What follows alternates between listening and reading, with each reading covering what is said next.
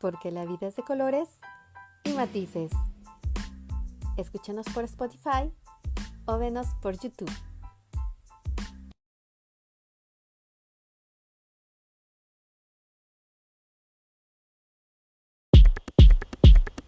Vivian, muchísimas gracias, de verdad te agradezco muchísimo tu tiempo, porque tu historia es realmente una historia muy dolorosa en todos los aspectos, no solamente físico, y de resiliencia, de mucha resiliencia.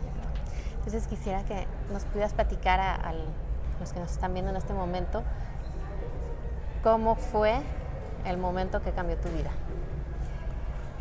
Bueno, Susi, encantada y muchas gracias. Bueno, un 21 de octubre del 89, mi esposo y yo tuvimos un accidente aéreo viniendo de Managua hacia Miami con escala en Honduras. El avión iba perfectamente y de repente empezó a volar como una pluma. ¿Tú te imaginas semejante avión? Era un 727, volando como una pluma. Y nos estrellamos contra una montaña en el Cerro de Ula, en Tegucigalpa, a 40 kilómetros del aeropuerto. No. Sí. En ese momento yo cerré mis ojos y dije, qué triste que nos vamos a morir. Ay, no. Y en ese momento el avión se estrelló y ahí no supe lo que pasó. De repente, mi esposo, que ha tenido siempre una mente brillante, aunque los dos nos quemamos la cara, el cuello, las manos, los brazos, los pies, él pasó por personas aplastadas por hierros. Imagínate, murieron más de 136 personas y sobrevivimos 11, de las cuales algunas fallecieron. Entonces, ese fue el comienzo en que mi vida dio un giro. Totalmente. Total. Tú cuando ves que el avión, como dices, va como una pluma, que dices, nos vamos a matar, llega el impacto, ¿tú estabas consciente? O sea, en ese momento, ¿sí sentiste todo lo que pasó? Sí, sentí. Ese avión era como una pluma, se ponía así, se ponía así, se ponía de todas formas. O sea, algo que tú no concibes, que tú piensas que un avión pesa tanto que no va a poder hacer eso. Pero sí, ahí yo me di cuenta que el avión estaba fuera de control. Y llega, se estrella, no sé si hubo gritos, entiendo que iba cargado recién de gasolina, del combustible, porque acaba de despegar. ¿Explota en ese momento o tarda en explotar? ¿Qué pasa? Se va explotando según se va estrellando. Okay. ¿Ya? Y entonces estaba lleno de gasolina, como tú dices. Hacía 20 minutos que habían llenado el avión. Y entonces nos estrellamos y mi esposo dice que vio un pedazo abierto y él se salió por ahí.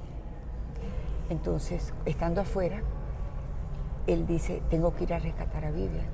Pero él sabe que esto es cuestión de segundos. O sale él vivo, o salgo yo viva, o salimos los dos. Por nuestros hijos, él dice. Tenemos 3 niños. En ese entonces tenían 3 años, 7 años y 10 años. Imagínate.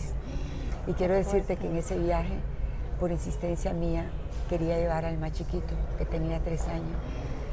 Y yo insistía, y el día que mi esposo me vino a recoger para ir al aeropuerto, le dije, Carlos, ya está la maleta hecha, solo vámonos.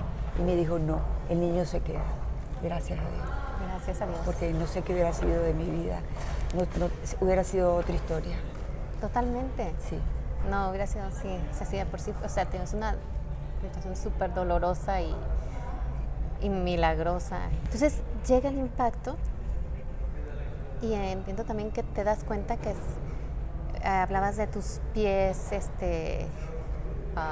deshechos, tu cara, golpes. Sí. ¿Te rescata tu marido? Mi marido al entrar dice que me conoce por la blusa y dice que yo estaba en el fuselaje del avión y yo estaba inconsciente. Entonces él perdió parte de casi 4 dedos de la mano. Oh, Dios. Entonces él se tira sobre mí y dice que me quita el cinturón de seguridad y que me para y me dice, Vivian, seguime. ¿Ya? Pero yo lo único que me acuerdo es que yo vi a mis pies una ventana de luz, una luz cristalina, que como unos 2 años después la vi en la estampa de Jesús de la Misericordia. Esa luz tan transparente no la he visto más nunca en mi vida. Entonces, de repente pasé por un túnel negro y cuando pasé por ese túnel negro reboté fuera del avión. Sí, cuando reboté fuera del avión, tú sabes que cuando uno tiene accidentes en segundo pierdes piernas, pierdes brazos. Entonces lo primero que hice fue verme los pies y tenía pedazos de pie, las uñas y las manos me colgaban. Y en ese momento me acordé de mis hijos y empecé a correr. Vi un arco iris que no sé si fue una ilusión o fue real. Empecé a correr, ni sé cómo corrí. Hay partes que me acuerdo, hay partes que no. Y entonces dice Carlos que él me levantaba y corríamos, pero yo me caía, y que él me levantaba y corríamos y él caía. Y cuando íbamos, era sobre un campo de maíz cortado, imagínate, con los pies desbaratados. Tampoco sé cómo corrí. Eso, O sea, son cosas que... Y entonces el avión hizo la explosión más grande y volé en el aire y caí sobre una piedra. Cuando caí sobre esa piedra, vi hacia atrás y vi algo que venía caminando así. Supuse que era Carlos en medio del fuego. Y entonces, como que no me podía levantar, instintivamente hice así. Y después supe que era la clavícula, que no me dejaba pararme. Entonces me pude parar y seguí corriendo, que hay partes que me acuerdo, partes que no. Y cuando llegamos abajo de la montaña, había una camioneta destartalada, destruida, y un hombre en estado de horror.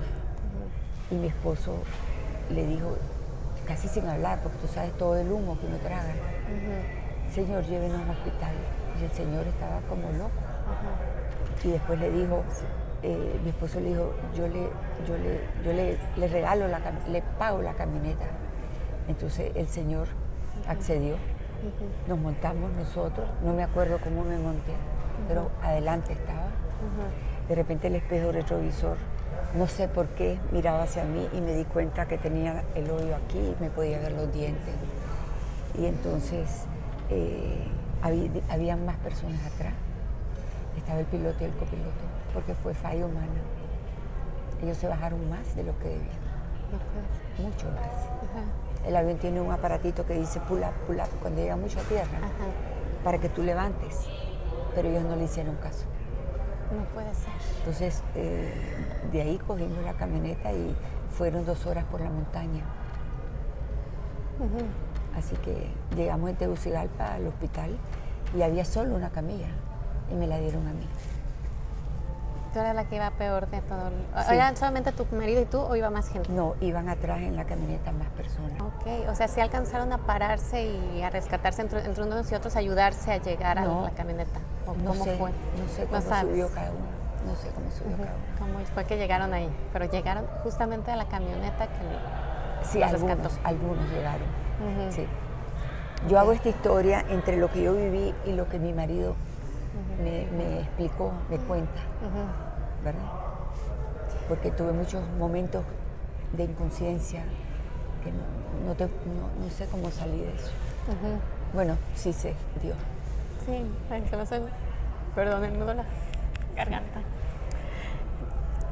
Es un milagro. O sea, pues un milagro, ¿no? Sí. Cuando llegas al hospital y empiezan todo el proceso de... yo, en mi caso, que tuve un accidente de automóvil que fue pues mucho más leve que eso que viviste tú, y ha sido un año largo de rehabilitación y todo eso. Tú llegas y empieza un proceso de, igualmente, rehabilitación. De operaciones. No sé, quemaduras, fracturas. ¿Cómo fue ese proceso? Bueno, mira, en el hospital de Honduras me cerraron algunas heridas y nos estabilizaron. Pero mi esposo le querían cortar un brazo y él le dijo a mi papá, don Pepe, llame un avión, ambulancia. Entonces, él tenía al lado una persona que se estaba muriendo. Y él preguntaba que si era yo, que si era yo. Y nadie le contestaba. Porque él estaba muy mal, ¿no? Entonces, él, cuando no le contestan, él se quita todo lo que tenía. De las venas, tú sabes. Suero, todo. Y se tira sobre la mujer y no era yo. Era una hermosa. Wow. Que dicen que tú la veías normal, pero estaba toda desbaratada por dentro. Oh, Dios. Sí. Y entonces ahí en el hospital, nunca se me olvidará que estábamos en un cuarto, estaba yo en un cuarto porque después ya no lo volví a ver a él más. Y tenía como 20 doctores enfrente sobre mí. Y mi mamá y mi papá vivían en Honduras. Y ellos habían ido al aeropuerto a vernos cruzar de avión, pero como no nos cruzamos, mi mamá le dijo a mi papá, vámonos, porque los muchachos no los cruzamos. Nadie le dijo nada a ellos. O sea, ¿no sabían todavía que había habido un accidente? No, no sabían nada. ¿El vuelo era de Nicaragua, Honduras? De Nicaragua, escala en Honduras, cambiamos de avión a Miami. Okay. Sí. Y entonces, lo que es una madre, ¿verdad? Cuando mi mamá llega, los doctores le dicen, yo medio recuerdo, no puede entrar. Y viene mi mamá y los empuja y les dice, es mi hija. Claro. Lo que es una madre, ¿verdad? Cuando ella llegó al lado mío, yo solo oí, mi niña, ¿qué te ha pasado? Yo no veía casi. Cuando ella me dijo eso, yo creo que me fue al inconsciente. A la inconsciencia, porque ya yo sabía que la tenía ahí al lado. Así, te relajaste, dijiste ya. Me volví a la inconsciencia. Y después de eso, viene el avión ambulancia y nos trasladaron a Miami. Sí. Así que mi esposo estaba tan inflamado, que al avión hubo que quitarle en la puerta una pieza para que él pudiera entrar. Sí. Wow. Y entonces, estando en la pista del avión, yo tenía la cara, después me enteré, partida en más de 62 pedazos y quemadas. Mi papá oyó que yo balbuceaba y se acercó a mí, yo estaba inconsciente, y oyó que yo decía, voy a hacer una unidad de quemados para niños, voy a hacer una unidad de quemados para niños. Y esa unidad de quemados tiene 30 años. Eso es, digamos que, por llamarlo de alguna manera, el final feliz de esta tragedia, ¿no? De esos momentos tan difíciles, que llegas a ser una fundación. Sí, y yo no sé, pues yo sí sabía que estaba quemada, pero usé la palabra unidad cuando en Nicaragua no había unidades. Eran policlínicas, centros médicos, hospitales, clínicas. Tampoco sé de dónde me salió esa palabra. Sí, y pensando en niños. O sea, pensando en niños, ¿tú sabes por qué? Porque en agradecimiento a Dios, que mi esposo y yo quedamos vivos, yo prometí hacer una unidad para niños quemados, de escasos recursos. Qué bonito. Y todo esto lo platicas en tu libro. Todo eso y más, más detalles, lo escribo en mi libro, un libro que fue una catarsis. Y que cuando lo empecé con Cangrejo Editores, lo empezamos a escribir, el primer día que me senté a escribir, lo primero que hice fue llorar y llorar. Y después pude empezar a escribirlo. Eso que te iba a comentar, hay una frase que dice que cuando puedes contar tu historia sin derramar una lágrima, es que por dentro te curaste. Ahorita a mí se me hace un nudo en la garganta escuchándote, ¿no? Cuando lo escribiste, como dices tú, fue una catarsis. Ahorita que lo vuelves a platicar, y bueno, estamos aquí en la FIR, en donde pueden encontrar aquel libro, ¿sientes tú que esa parte ya sí está sanada, o es como quieres que no, un dolor como ahí permanente? Yo te diría que está sanada y que la última parte la sané cuando empecé a escribir este libro, porque yo tenía miedo a volar. Y yo escogía Cangrejo y tenía que venir a Bogotá. Pero entonces un día dije, me cansé de tener miedo, porque el miedo te quita muchas oportunidades, te hace sufrir, aunque yo me sobreponía, pero siempre todo va por dentro, ¿no? Entonces cuando dije me cansé de tener miedo, fue porque en realidad me cansé de tener miedo, tantos años, y cogí el avión y vine a Bogotá.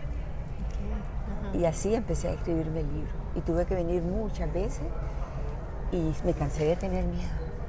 Qué bueno. Sí. Mi alma ya había vivido lo suficiente para más miedo. ¿A cuántos años del accidente fue que lo escribiste? Lo escribí, el accidente tiene 32 años, lo escribí a los 30. Ok, sí, se pasó tiempo.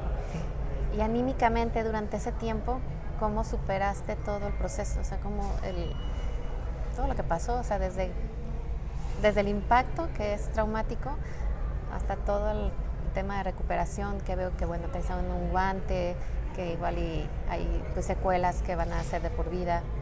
Anímicamente, ¿cómo lo has llevado? Mira, fue un proceso, porque las quemaduras es un dolor que te duele el alma. Los tratamientos en ese entonces eran como de caníbales. Me raspaban 3 veces al día con cepillos de alambre. Imagínate, Dios santo, todo lleno de sangre. Pasé por 38 operaciones en el transcurso de los años. Pensaba en mis hijos. Y un día lloraba y lloraba y lloraba. Y mi mamá me decía, ¿qué quieres, Vivian? ¿Qué quieres? Y yo nunca le contestaba, lloraba y lloraba y lloraba. Y ella me trajo a mis hijos al hospital como a los mes y medio, porque antes no se podía. Y llegaron mis 3 hijos y se pararon al lado mío, pero solo le hacían así. Y estaban blancos. Y después supe que mi hija salió corriendo y llorando.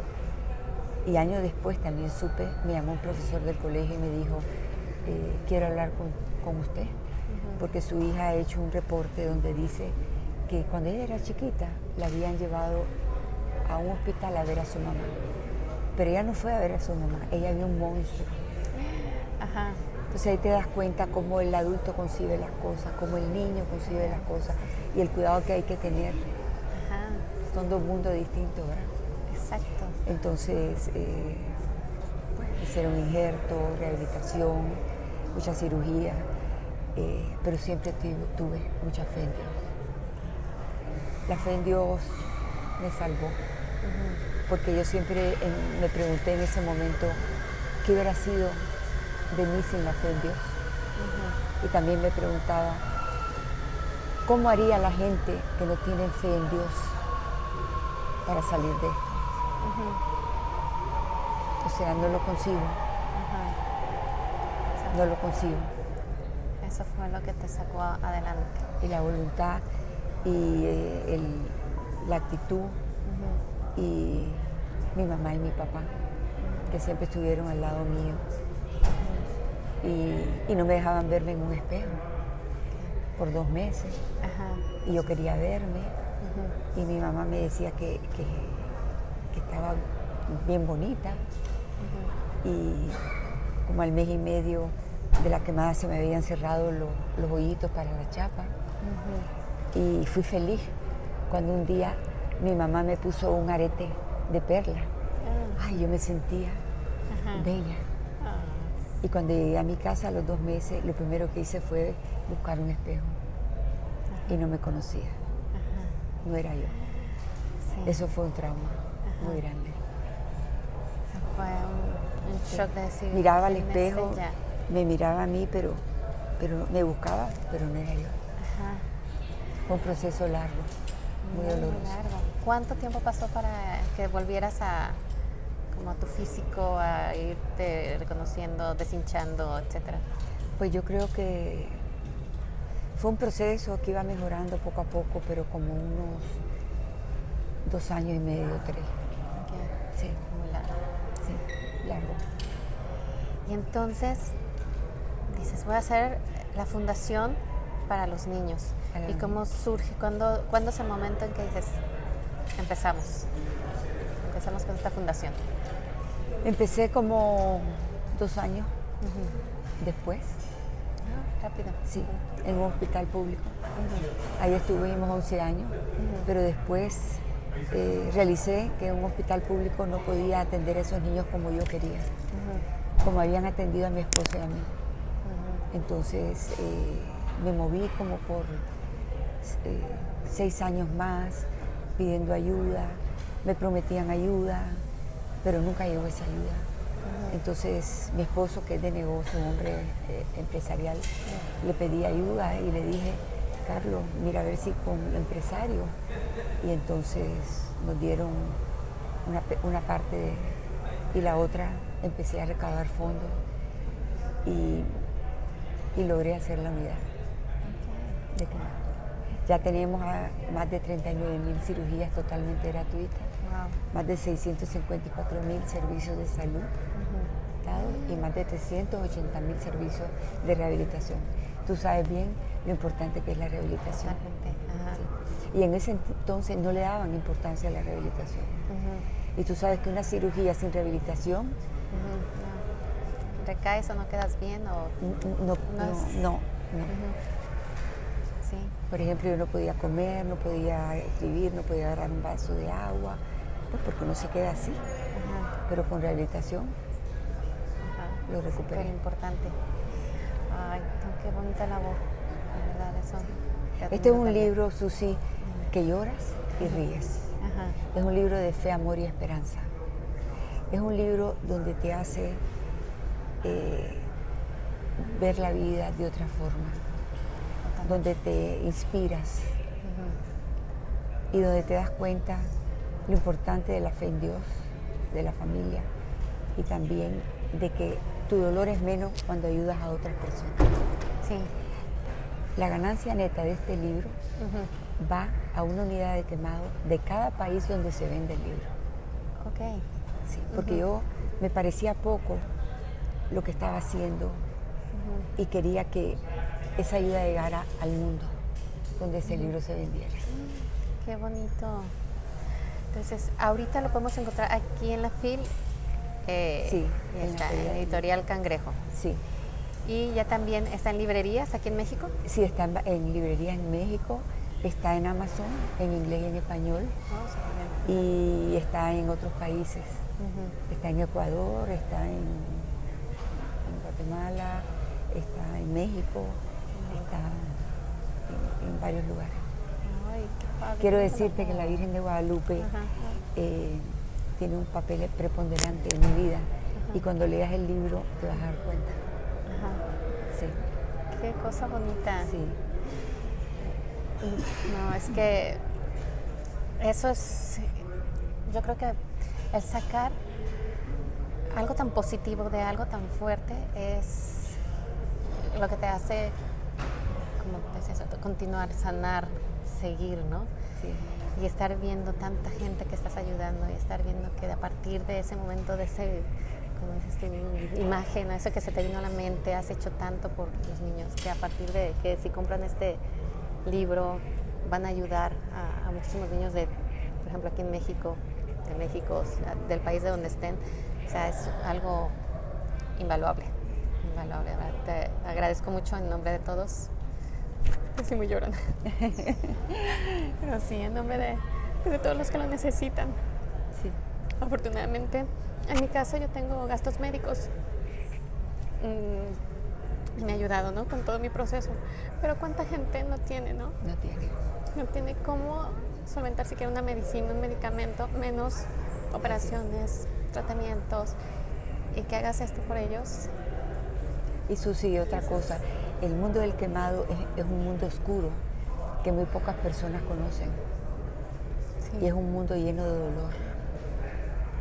Muchos quemados se esconden porque no quieren salir. Sí.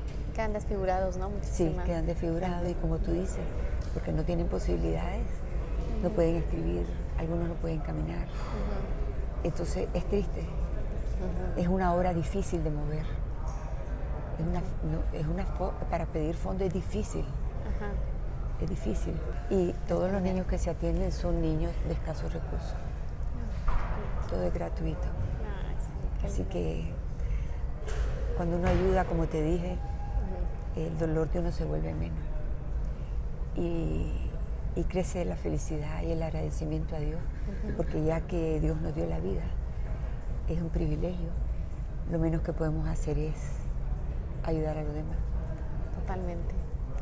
Y quiero decirte que si tú me preguntas hoy si soy una mujer feliz con todo lo que he vivido y todo lo que sufrí, te contesto que soy inmensamente feliz.